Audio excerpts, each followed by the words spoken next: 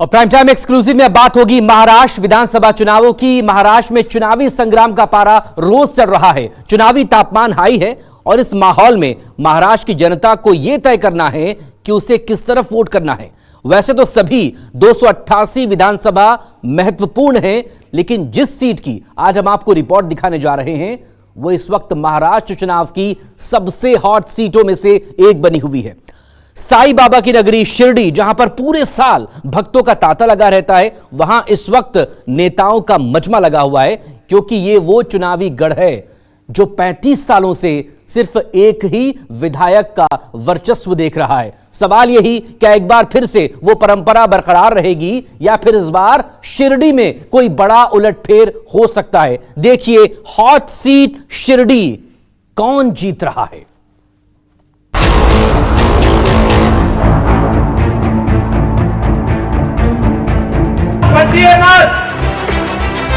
क्योंकि जब भी बटे थे तो कटे थे। ये शायद यूपी में चलता होगा, हम सब साथ साथ रहते हैं। छत्रपति शिवाजी महाराज हम सबको एकजुट करके लेके गए। वो बीजेपी के लिए जरूर कह रहे हैं, क्योंकि बीजेपी की नैया डूबने जा रही है, तो वो बीजेपी के लोगों को कह रहे हैं कि एक है तो सेफ है, नहीं तो पूरा साफ है। महाराष्ट्र में विधान समर चरम पर है। 20 नवंबर को होने वाले मतदान का काउंटडाउन शुरू हो चुका है और हर गुजरते दिन के साथ नारों के जरिए चुनावी जंग तेज होती जा रही है। एक रहेंगे तो सेफ रहेंगे, बटेंगे तो कटेंगे, न बटेंगे न कटेंगे। हिंदुत्व का मुद्दा भी महाराष्ट्र के महासमर में जोर शोर से सुनाई दे रहा है। अलग अलग जातियों में टूटने से आप सोचिए कमजोर हो जाएंगे कि नहीं हो जाएंगे। इसलिए मैं कहता हूं, एक है तो सेफ है। महाराष्ट्र विधानसभा को लेकर सभी पार्टियों की चुनावी तैयारियां जोर शोर से चल रही। सारी सीटों पर उम्मीदवार घोषित किए जा रहे हैं और हर सीट पर दावेदार अपनी दावेदारी पेश करके जीत का दावा कर रहा है।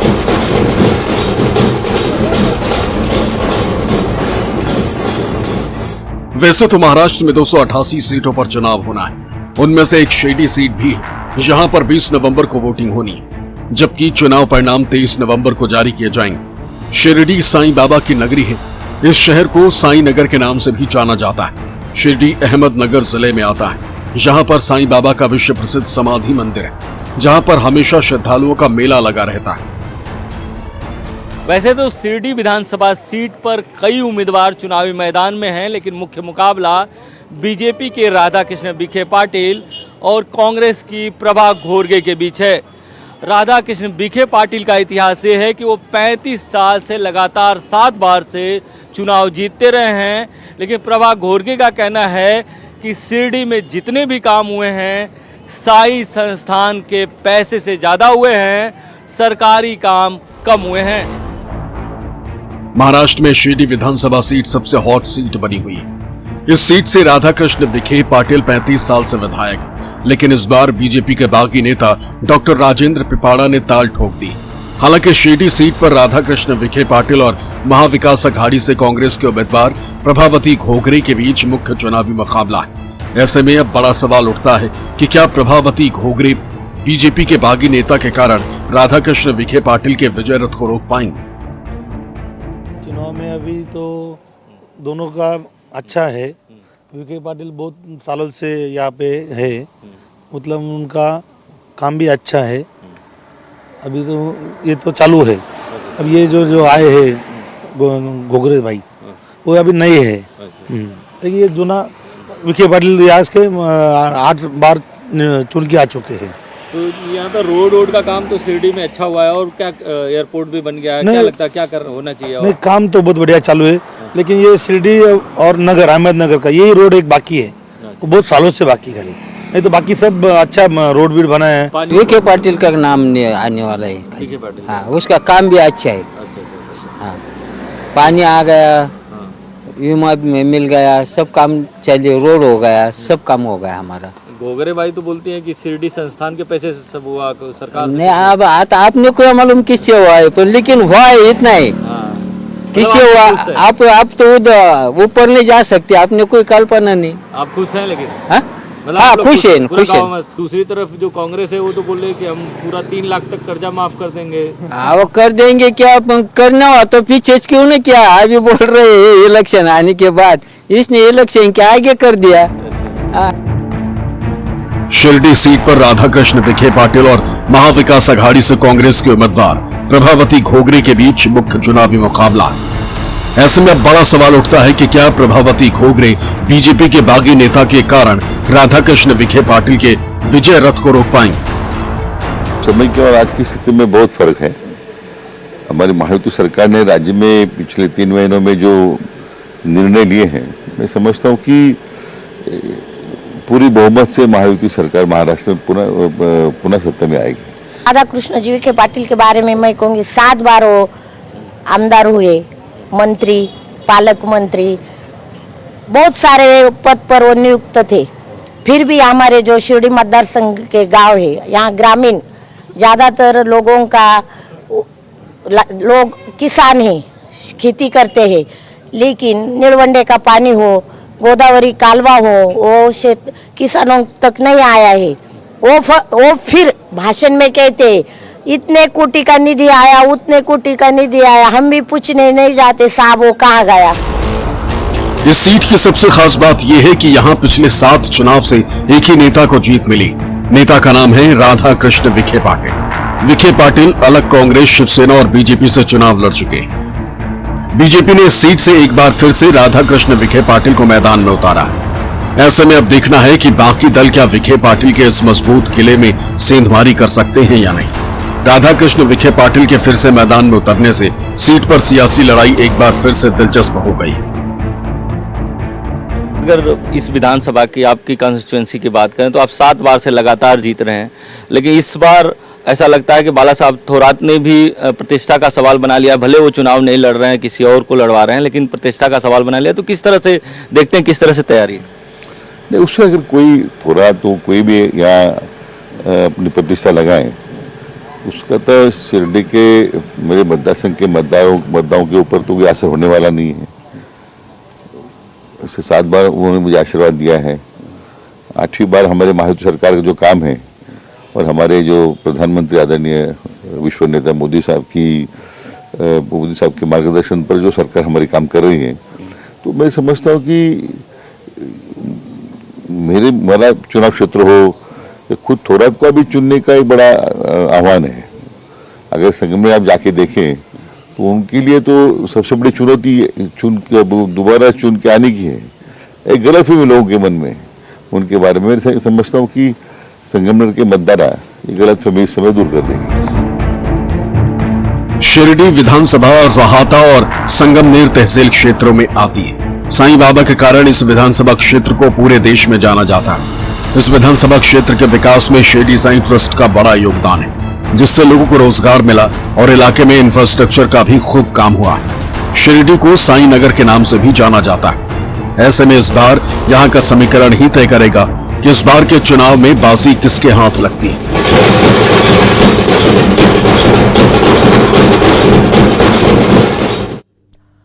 सबसे पहले हॉट सीट शिरडी का वोट गणित समझते हैं। 2019 में शिरडी विधानसभा क्षेत्र में कुल 2,63,057 मतदाता थे, जिसमें पुरुषों की आबादी 53% और महिलाओं की आबादी थी 47%। शिरडी की औसत साक्षरता दर जो है वो करीब 70% है। अब राधाकृष्ण विखे पाटिल महाराष्ट्र के अहमदनगर जिले के शिरडी विधानसभा क्षेत्र के विधायक के रूप में अपने लगातार 7 बार विधायक बनने का रिकॉर्ड बना चुके हैं। एक बार फिर से चुनाव मैदान में हैं। वर्तमान में महाराष्ट्र सरकार में राजस्व मंत्री हैं और 9 अगस्त 2022 को मंत्रिमंडल विस्तार में एकनाथ शिंदे और देवेंद्र फडणवीस के बाद एकनाथ शिंदे मंत्रालय विस्तार में शपथ लेने वाले ये पहले मंत्री थे।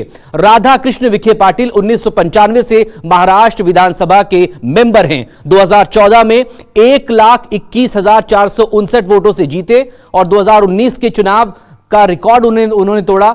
2019 में 1,32,316 वोटों के साथ वो चुने गए थे पिछले विधानसभा चुनाव में।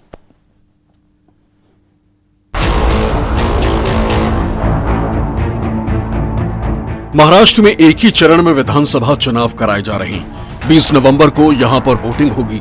इसके लिए नामांकन की प्रक्रिया शुरू हो गई। 23 नवंबर को चुनाव परिणाम घोषित किए जाएंगे। ये पहली बार होगा कि विधानसभा चुनाव में 2 शिवसेना 2 एनसीपी आमने सामने होंगे। बीजेपी के साथ शिंदे गुट की शिवसेना, अजित गुट की एनसीपी और आरपीआई, जबकि कांग्रेस के साथ शरद पवार गुट की एनसीपी, उद्धव गुट की शिवसेना और समाजवादी पार्टी। राधाकृष्ण विखे पाटिल महाराष्ट्र के अहमदनगर जिले के शिरडी से 7 बार के अपराजित विधायक के तौर पर देखे जाते हैं। उन्होंने 1995 से 6 अलग अलग मुख्यमंत्रियों के अधीन काम किया और अपने करियर में 12 अलग अलग विभागों को संभाला। इस दौरान उन्होंने 3 पार्टियों के टिकट पर चुनाव लड़ा और जीत हासिल की। इस लिहाज से देखा जाए तो अब की बार भी उनकी जीत पक्की नजर आ रही। सर, 7 बार में आपने शिरडी के लिए क्या किया है और आपको क्या लगता है कि और क्या किया जाना चाहिए शिरडी के लिए? नहीं, ये तो विकास की जो प्रक्रिया होती है वो निरंतर होती है। अभी जितना काम शिरडी का हुआ है वो तो लोगों के सामने है। अभी उसमें और जो हमारी एमआईडीसी अभी हमने शुरू की है उसको गति देना चाहिए। हवाई अड्डा का काम भी नए तरीके से शुरू हो रहा है, उसको गति देने की आवश्यकता है। लेकिन सबसे बड़ी बात जो है, हमारे क्षेत्र के लिए निलवंडे डैम जो है वो तो बन चुका है, पानी भी लोगों को मिल रहा है, लेकिन उसकी जो डिस्ट्रीब्यूशन सिस्टम है उसको थोड़ा स्ट्रेंथन करना पड़ेगा। एक दूसरा सबसे बड़ी बात जो है कि जो हमारी जो वेस्टर्न पश्चिम वाहिनी है, जहाँ कोंकण का सब पानी जो जाता है समुद्र में, उसको ये इस गोदावरी इसमें बेसिन में लाने की सबसे बड़ी चुनौती है और हमारी सरकार ने उसके ऊपर पहल की है, काम शुरू किया है। यानी मराठवाड़ा हो, नासिक नगर हो, वो सूखाग्रस्त पूरा कुछ उसका सूखाग्रस्त है, वो पूरा हम इरिगेशन करने के हमारा संकल्प है। सर, यहाँ पर महाराष्ट्र में योगी जी के प्रचार की बड़ी चर्चा है। उन्होंने कहा था कि बटोगे तो कटोगे, एक हो तो नेक हो। उस पर खुद आपके महायुति से अजित पवार जी ने कहा है कि महाराष्ट्र की ऐसी संस्कृति नहीं रही है, महाराष्ट्र के लोग ऐसी चीज़ों को ज़्यादा तवज्जो नहीं देखते। आपका क्या मानना है इसमें? योगी जी हमारे नेता हैं, उनकी तो बहुत मांग है हमारे यहाँ सभा के लिए, तो निश्चित रूप में उनका बहुत फायदा महायुति को होगा। कांग्रेस उम्मीदवार प्रभावती घोगरे का कहना है कि राधाकृष्ण विखे पाटिल ने यहां ज्यादा काम नहीं किया। यहां जो भी काम हुआ है शिरडी संस्थान के चलते हुआ है। इस बार क्या चुनावी मुद्दा है? लोकसभा चुनाव में तो महाविकास आघाड़ी का काफी अच्छा रिस्पांस था यहाँ पर, तो विधानसभा में किस तरह की अपॉर्चुनिटी देख रही हैं इस बार? इस बार में किसानों का बहुत बड़ा मुद्दा है। किसान यहाँ दूध उत्पादक ज़्यादा है, दूध को भाव नहीं है। महाविकास आघाड़ी के वक्त 36 रुपीज़ लीटर थे, अभी 22। सोयाबीन, गन्ने की खेती, कापूस, इन सबको भाव नहीं मिल रहा है। ये शाश्वत भाव नहीं दे रही है, इसीलिए यही किसानों का मुद्दा है। अभी नगर मनमाड़ रोड जो महाराष्ट्र शिरडी संस्थान साईं बाबा संस्थान की तरफ से जाता है, वहाँ वो इतना उस पर कोई सुविधा नहीं, वो अच्छा नहीं किया गया है। इधर 35 साल तक आपके पास सत्ता है तो नगर मनमाड़ कैसा होना चाहिए था, शिरडी कैसी होनी चाहिए थी, वो कुछ भी नहीं। शिरडी में जो सुविधा जो उपलब्ध है वो शिरडी संस्थान ने की है, विखे पाटिल साहब ने नहीं की है। जो एयरपोर्ट है वो कोपरगांव तालुके में है और वो भी शिरडी संस्थान और सरकार ने किया है, उसमें विखे पाटिल का कुछ योगदान नहीं है। वे सिर्फ जब नज़दीक आता है चुनाव, खाली 2-3 महीने घूमते हैं, कहाँ रोड पर मुरुम डालते हैं, लोगों को लालच देते हैं, ऐसा करते हैं। जैसे अभी भाजपा ने बताया लाड़की बहन, 5 साल तक उन्हें लाड़की बहन दिखाई नहीं दी क्या? तो पहले दिखाई नहीं, अभी इलेक्शन आया जब उनको मालूम पड़ा कि महायुति के खिलाफ है लोग, तो उन्होंने लाड़की बहन को आगे किया। यहाँ लोगों का मानना है कि ज्यादा रुझान राधाकृष्ण विखे पाटिल की तरफ। ऐसे में बीजेपी हिंदू एकता के सहारे एक बड़े वोट बैंक को अपने साथ जोड़ने के मिशन पर काम कर रही है और अगर ऐसा हुआ तो फिर महाविकास आघाड़ी को बड़ा डेंट लग सकता है। कुछ लोगों से बात करेंगे कि चुनाव का माहौल क्या है, लोग क्या सोचते हैं। इस बार चुनाव में क्या माहौल है, लोग क्या सोचते हैं कि क्या होना चाहिए शिरडी में? शिरडी में तो 35 ईयर से यहाँ राधा कृष्ण विखे पाटिल का ही माहौल है और अभी भी उनका ही माहौल है। 100% 100% वही चुन के आएंगे और उनका काम भी अच्छा है ना। अभी तो पानी का काम कर दिया, नीलवंडे का काम कर दिया उन्होंने, और यहाँ शिरडी में MIDC का अभी सैंक्शन हुआ है, कंपनी भी आ रही है और बहुत सारे लोगों को वहाँ काम मिलेगा। यहाँ पर क्या मुद्दा क्या है, क्या चाहते हैं शिरडी के लोग? शिरडी के लोग है ना, ये बीजेपी सरकार लगते हैं, बीजेपी और बीजेपी का इधर 90% मतदान हो। नहीं, वो तो विखे पाटिल का है, बीजेपी का तो नहीं है। 35 साल से बीजेपी नहीं, बीजेपी का काम ही कैसा है पूरा देश में का, ये बहुत बड़ा काम है। आप लोग गांव के आसपास के ही हो? ये पाटिल ही था। पाटिल साहब, ये बताइए कि इस बार क्या लग रहा है, चुनाव में क्या शिरडी में और होना चाहिए जो पहले नहीं हुआ है? तो क्या सब कुछ हुआ है, सब कुछ हुआ है, कुछ ऐसा काम नहीं जो करना बाकी है। तो यहाँ पर लड़ाई दिख रही है कि एकदम से तरफा वन साइड लड़ाई होगी विखे पाटिल। तो आप लोग कुछ चाहते हो कि शिरडी में और कुछ हो कि जितना है काफ़ी है? जितना है उतना काफ़ी है, जो किया है वो अच्छे के लिए, जो होने वाला है वो भी अच्छा है, उन्होंने पता है। महाराष्ट्र की सियासत की धुरी पर हिंदुत्व का झंडा बुलंद करने के लिए बीजेपी ने योगी आदित्यनाथ को चुनावी प्रचार में उतारा और उसी परिभाषा को सही साबित करते हुए यूपी के सीएम योगी आदित्यनाथ ने अमरावती की चुनावी रैली में एक बार फिर बटेंगे तो कटेंगे के नारे को बुलंद किया। छत्रपति शिवाजी महाराज जिस एकजुटता का प्रदर्शन करके हिंदवी साम्राज्य की स्थापना किए थे, आज उसी का आह्वान करने के लिए, उन्हीं से प्रेरणा लेकर के मैं बार बार आपसे कहता हूं कि बंटिए मत, क्योंकि जब भी बटे थे तो कटे थे। एक है तो नेक है, एक है तो सेफ है, और बटे थे तो कटे थे। हमें बटना नहीं है, एकजुट होना है।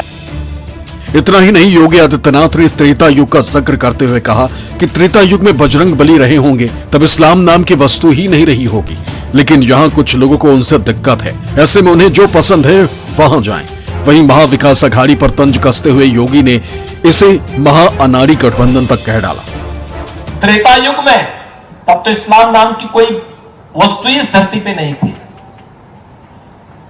और आज अगर बजरंग बली की हनुमान चालीसा का पाठ हम कर रहे हैं, रामनवमी की कोई शोभा यात्रा निकाल रहे हैं, उसको प्रतिबंधित किया जाता है।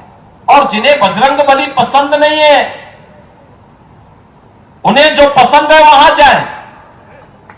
भारत के अंदर कौन ऐसा भारतीय होगा जो राम को न मानता हो, जो बजरंग बली को न मानता हो? एक तरफ महायुति गठबंधन है, प्रधानमंत्री मोदी जी के नेतृत्व में भारतीय जनता पार्टी, शिवसेना और एनसीपी, एक तरफ यह गठबंधन है और दूसरी ओर महाअघाड़ी के रूप में महाअनाड़ी गठबंधन है। एक तरफ योगी अपने हार्डकोर हिंदुत्व के सहारे महाराष्ट्र में महाविकास अघाड़ी के खिलाफ माहौल तैयार करने की जुगत में लगे, तो वहीं उनके इस नारे को लेकर उनके ही सहयोगी दलों में नाराजगी के स्वर बुलंद होने लगे और बटेंगे तो कटेंगे पर नाराजगी जाहिर की है एनसीपी चीफ अजित पवार ने। अजित पवार ने साफ कहा है कि बटेंगे तो कटेंगे की बात महाराष्ट्र में नहीं चलेगी। महाराष्ट्र की जनता सब समझती है, यहां तो सिर्फ छत्रपति शिवाजी महाराज की विचारधारा चलेगी।